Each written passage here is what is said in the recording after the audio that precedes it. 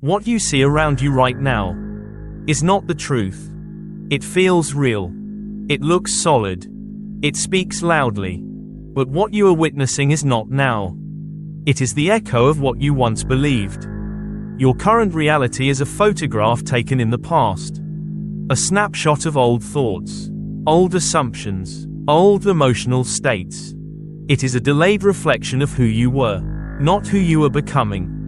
And the greatest mistake most people make is to look at this photograph and call it truth. Because the truth is not what stands before your eyes. The truth lives somewhere much quieter. It lives in your imagination. In the assumptions you repeat to yourself when no one is listening. In the inner story you return to when the world grows silent. This is one of the deepest principles of the law of assumption. The outer world is always responding to the inner state. But it responds with a delay. Like an echo in the mountains. What you hear now was spoken moments ago. So when you let today's circumstances decide how you feel, you are allowing the past to command the future. And that is how people remain trapped. Not because life is cruel, but because they keep mistaking the echo for the source. If the world feels heavy right now, if it feels restrictive, disappointing, or unfinished, that does not mean you are failing. It means you are looking at the residue of old assumptions. The bank account you dislike. The relationship that has not yet appeared. The version of yourself that feels incomplete. These are not verdicts. They are remnants. And here is where awakening begins. Not by fighting reality. Not by denying it. But by understanding its nature. Reality is not a judge. It is a mirror. And a mirror does not decide who you are. It only reflects what stood before it. The mistake is emotional attachment. The moment you react to what you see. The moment you let frustration, fear, or urgency take over, you begin planting the same seed again. You reinforce the same state. This is why the wise do not ask, "How do I fix the outer world?" They ask, "What state am I living from?" Because feeling is the blueprint. Emotion is instruction. And imagination is the workshop where tomorrow is quietly assembled. If you want tomorrow to look different, you cannot wait for proof. Waiting is a state. And waiting only creates more waiting. Instead, you withdraw your attention from the surface and place it gently, deliberately, on the unseen. You begin to live inwardly, as the person who already knows. Not forcing belief, not pretending, but asking a deeper question. If this were already done, how would I breathe? How would I move through the day? How would I speak to myself in silence? And then, calmly, you begin to live from that place. At first, your senses will protest. They always do. They are reporters of the past, not prophets of the future. So you do not argue with them. You do not fight them. You simply stop letting them decide your inner state.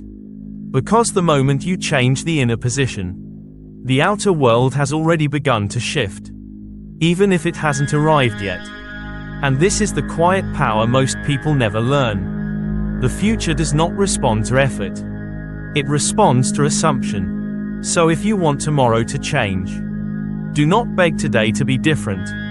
Change where you are standing inside. The world will follow.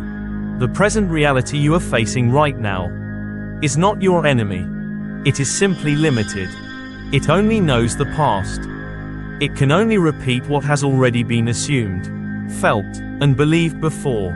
Reality does not create the future. It reports the residue of old inner states. That is why trying to argue with the present moment is one of the most exhausting habits a person can have. You cannot ask yesterday to give birth to tomorrow.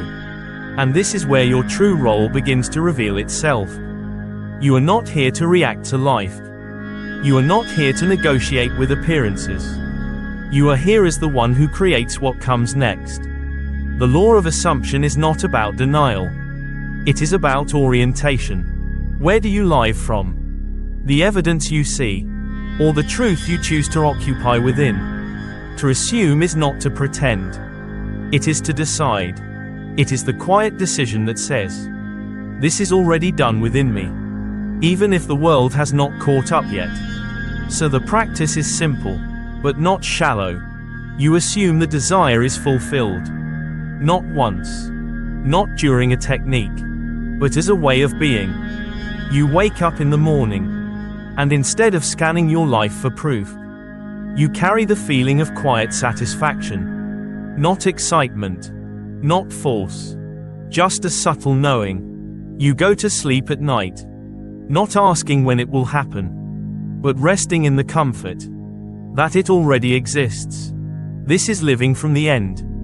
And when the world presents something unwanted, a bank account you don't like, a silence where a relationship should be, a body or situation that does not yet match your vision, you do not panic. You also do not fight it. Fighting gives it importance. Fear feeds it life.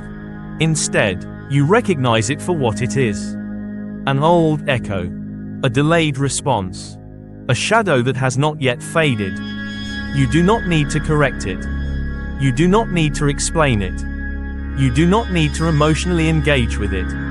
You simply let it pass and return to the state you have chosen. This is not avoidance. This is mastery. Because the moment you stop allowing circumstances to dictate how you feel, you reclaim authorship over your life. Most people lose their power, not because they doubt once, but because they leave the state too quickly. They assume in the morning and abandon it by noon. But the one who understands knows that assumption is not an act. It is a residence. You live there. You think from it. You speak from it. You carry yourself as someone who already knows. And when doubt arises, because it will, you do not wrestle with it. You simply ask, if this were already done, would I still think this way? And gently, you return. Again and again. Not perfectly, but consistently. This is how the future is shaped. Not by effort, not by struggle, but by loyalty to an inner state. Reality will change. It always does. But only after you stop asking it for permission to feel complete. Ignore the present when it contradicts your vision. Not with anger, not with resistance, but with calm certainty. And keep assuming. What you are experiencing right now is not the truth of who you are becoming. It is the residue of who you used to be. Every circumstance in your life, your relationships, your finances, your opportunities, even your emotional patterns, is the visible outcome of earlier ways of thinking, feeling, and assuming. Reality is not live. It is delayed. It is a shadow that lags behind consciousness. Just as a shadow moves only after the body moves, the outer world shifts only after the inner state has already changed. This is one of the most important truths to grasp. Because without it, people fall into a quiet trap. They look at what is happening now, and unconsciously decide what will happen next. They say, nothing has changed, so nothing will change. I see no progress, so I must be failing. This is my reality. And the moment they do that, they recreate the same future. Not because the world is against them, but because they have allowed the echo of the past to dictate the direction of the future. This is the danger. When you judge tomorrow based on today, you remain trapped in yesterday. The law of assumption asks something radical of you. It asks you to stop treating the present moment as an authority over your emotional state. Because the present moment does not know where you are going. It only knows where you have been. Your outer world is always one step behind your inner world. Always. By the time something appears in form, it has already been decided in consciousness. That means whatever you dislike right now is not a problem to be fixed. It is a message. It is showing you what state you once occupied, not the state you are choosing now. So the correct response is not panic, not frustration, not emotional collapse. It is composure. When circumstances try to provoke you, you remember, this is old information. You do not allow outdated evidence to rewrite your internal story. Instead, you become disciplined with your feelings. You stop letting external conditions decide how you feel about yourself.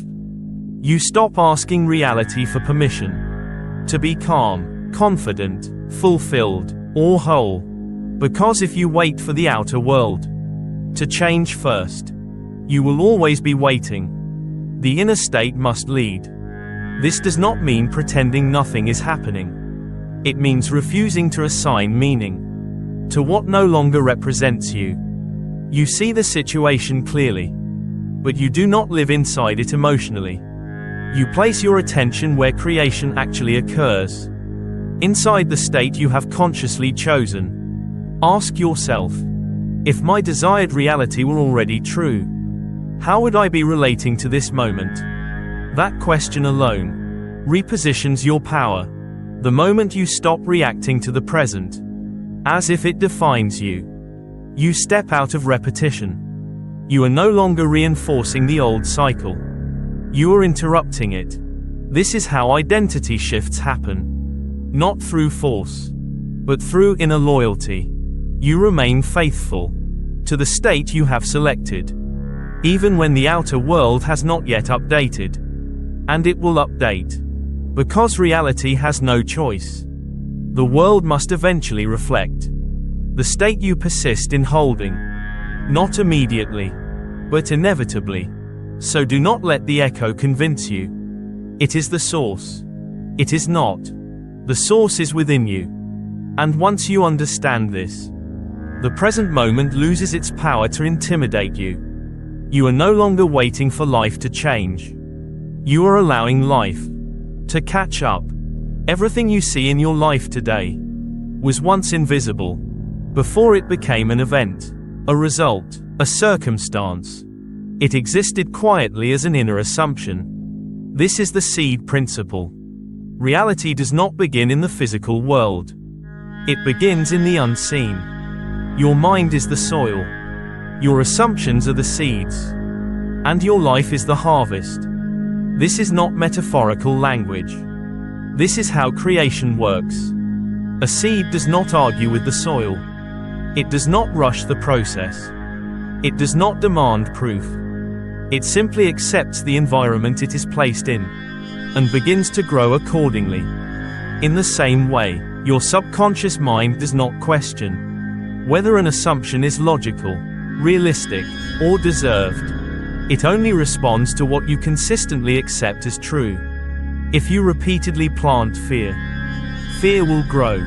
If you plant doubt, uncertainty will multiply. But if you plant belief, quiet, steady belief, the result must reflect that state. This is why two people can live in the same environment and experience entirely different lives. They are not living on different planets. They are cultivating different inner fields.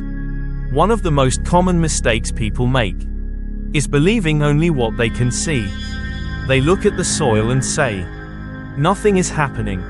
They look at their life and say, there is no change. And because they do not see immediate results, they lose faith in what they planted. But this is not how seeds work. Nothing appears above ground the moment a seed is planted. In fact, the most important work happens where you cannot see it. Roots grow first.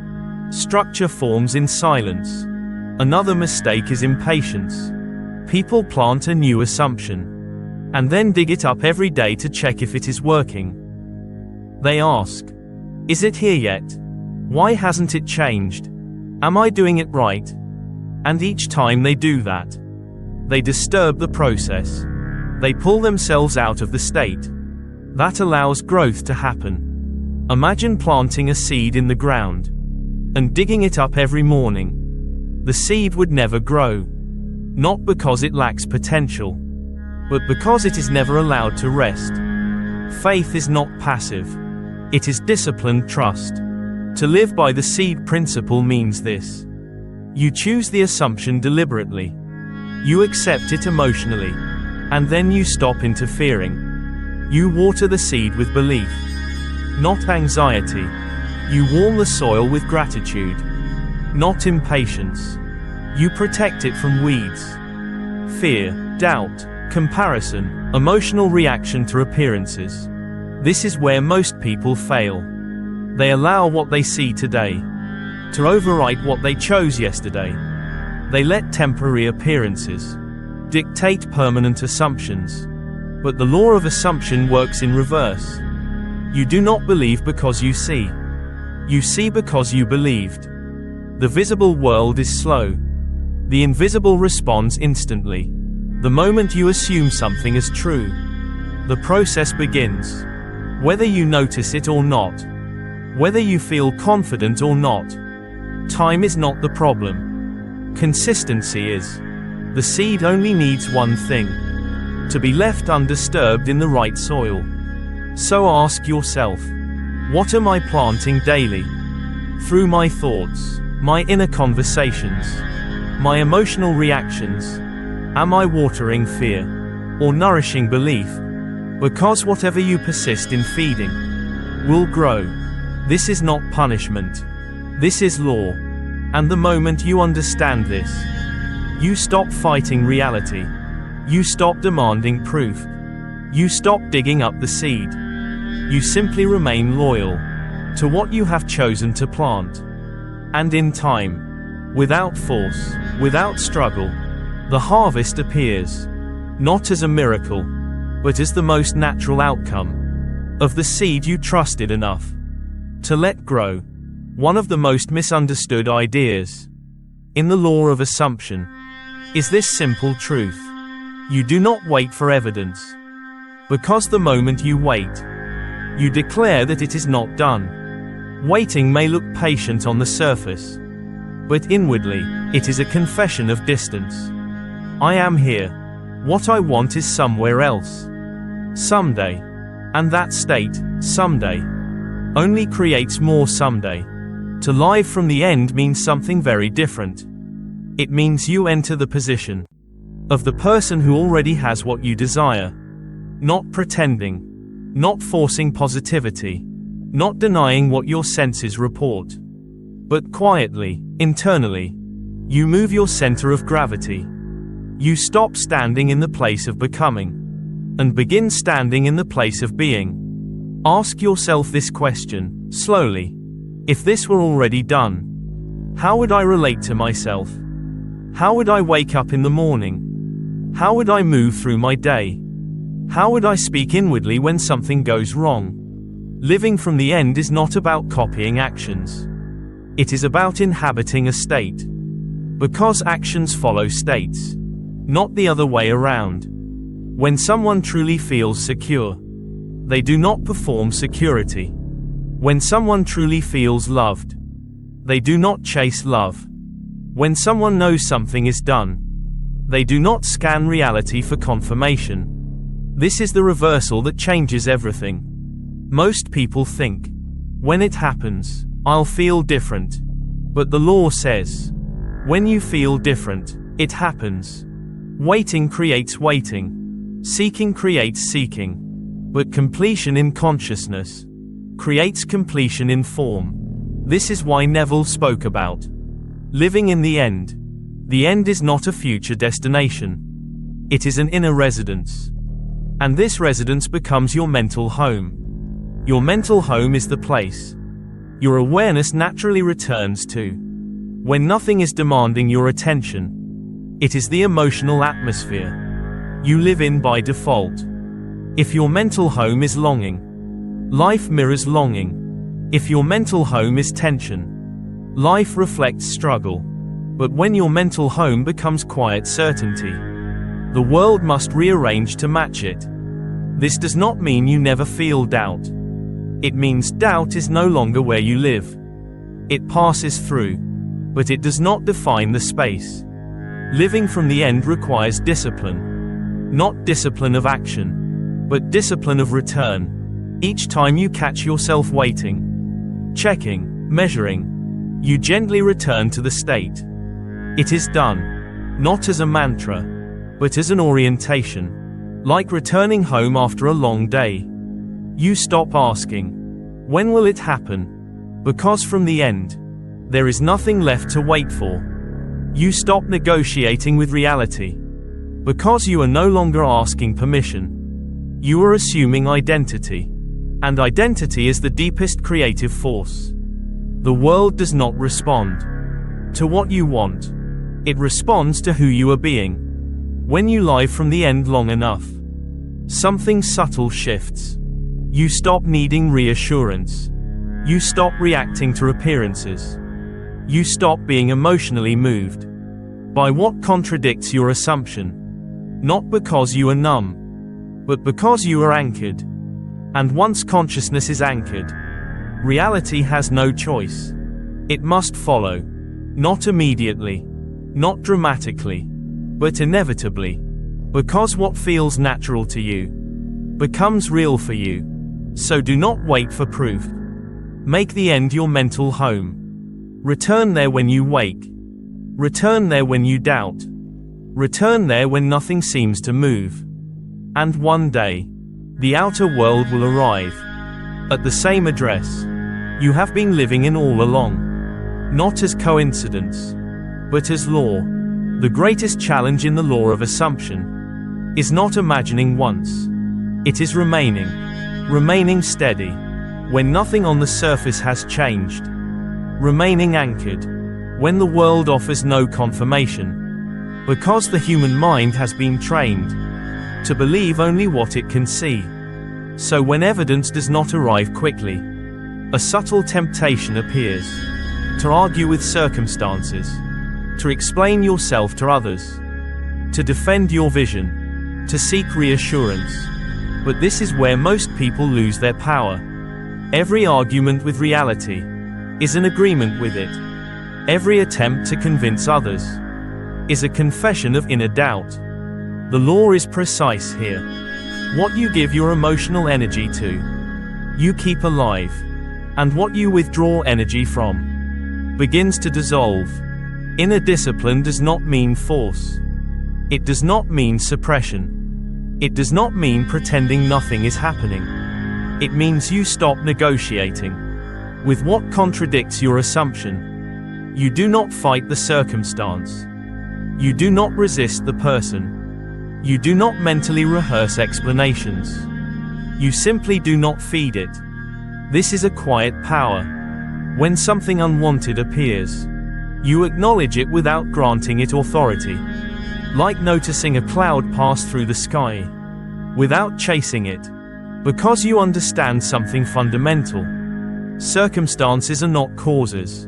They are effects. They are delayed responses to previous states of consciousness. So arguing with them is like shouting at an echo. It changes nothing, except exhausting the one who speaks. This is why the essential skill is not visualization. It is guardianship of the mind. You become the watchful presence at the gate of your inner world, not allowing every thought to enter, not allowing every doubt to stay. When doubt appears, and it will, you do not debate it. You do not analyze it. You do not try to destroy it. You simply return to the state where it is already done. Again, and again, and again. This return is the discipline. Not perfection, not constant confidence, but speed of return. The faster you return, the weaker doubt becomes. Over time, your nervous system learns something new. It learns that certainty is your home, and uncertainty becomes a visitor, with no permanent address. Here is the truth most people miss. Evidence always comes after assumption, never before. Assumption is the cause. Evidence is the effect. If proof appeared first, faith would be unnecessary, and creation would be impossible. The delay is not a punishment. It is a training ground. It reveals where your attention truly lives. Do you live in reaction? Or do you live in authorship? Every moment you refuse to argue with reality, you reclaim authorship. Every moment you withdraw energy from what you do not want, you starve the old state. Every moment you return to the feeling of completion, you strengthen the new one. This is not passive. It is the highest form of inner leadership. You are no longer asking the world, what is possible? You are informing it through who you choose to be. And slowly, sometimes invisibly, sometimes suddenly, the world adjusts. Not because you forced it, not because you convinced anyone, but because consciousness cannot remain divided. When your inner position stabilizes, the outer must align. That is the law. So remember this when doubt whispers. You are not waiting for proof. Proof is waiting for you. To stop waiting, stay disciplined, stay inwardly loyal, and let the evidence arrive on its own schedule. It always does. What you are seeing right now is not the truth of your life. It is the echo of an older belief, a reflection of thoughts you once accepted, feelings you once lived in, assumptions you no longer need to carry. The world you call reality is not happening in real time. It is delayed, like sound returning from a canyon. It repeats what was sent out long ago. This is why reacting to the present keeps so many people trapped. They argue with echoes. They negotiate with shadows. They try to fix reflections instead of adjusting the source. But the law has never changed. The invisible always comes first. The visible always follows. Assumption is the seed. Evidence is the fruit. And fruit never appears before the seed has been planted and allowed to grow. Your role, then, is not to chase outcomes, not to run after signs, not to beg life for permission, not to convince the world you are worthy. Those actions come from waiting, and waiting only creates more waiting. Your role is far simpler and far more powerful. You choose an assumption. You choose who you are being, what you expect, what feels normal to you. And then you stay. You stay when nothing confirms it. You stay when old conditions still appear. You stay when doubt tries to speak. Not by force, not by pretending, but by quiet loyalty. Loyalty to the inner position you have chosen. This is not passivity. It is authorship. You are no longer reacting to life. You are setting the tone it must follow. When you stop chasing proof, you stop broadcasting lack. When you stop pleading with circumstances, you stop giving them authority. When you stop reacting, the old reality loses its fuel, and something subtle begins to happen. Your nervous system relaxes. Your inner dialogue softens. Your sense of identity stabilizes. You are no longer trying to become. You are being. And consciousness only creates from the state you occupy. This is why fidelity matters. Not perfection, not constant certainty, but returning again and again to the assumption that feels complete. When you are faithful to that inner position, reality has no choice. It must reorganize.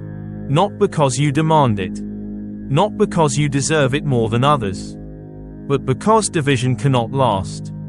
Inner and outer must eventually agree. This is the quiet inevitability of the law. The world will bend, not to your effort, but to your consistency of being. So remember this. You do not move toward your life. Your life moves toward you. Once your inner state is clear, you do not wait for the world to change. So you can believe. You believe. And the world catches up. Assumption is not imagination used once. It is identity chosen daily. And when you remain loyal to that identity, Evidence becomes a matter of timing, not possibility. So choose carefully. Then stay. And let the world do what it always does in the end. Reflect you back to yourself.